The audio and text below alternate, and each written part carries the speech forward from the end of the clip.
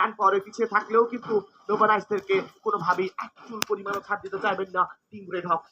দেখুন red Hawks কিন্তু এই যে বর্তমানে যেখানে রয়েছে সেখানে থেকে তারা কিন্তু বিপদে পড়তে পারে এবং সেই একদম। বিপদটা সৃষ্টি করতে পারে রিফ্লেক্স ইউনাইটেড।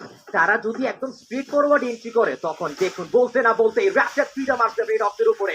সেন্টার পয়েন্টে দা গোল, তারা গিয়ে কম্পাউন্ডের কন্ট্রোল নিয়ে নিয়েছে।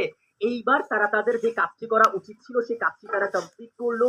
রেড হকসের পেছনে আবার রেড ক্লিপেরও কিন্তু একটা প্লেয়ার চুপটি মেরে বসে রয়েছে শুধুমাত্র সুযোগের সন্ধানী হয়ে।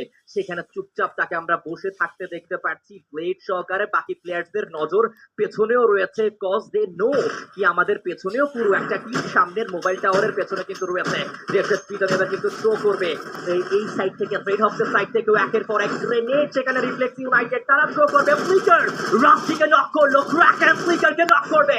এন্ড তাসিনা what a performance! একে একে দুটো প্লেয়ারকে ফিনিশ করলো এক team Red Hawks. They are eliminated. Nova Knight we are securing এর ক্ষেত্রে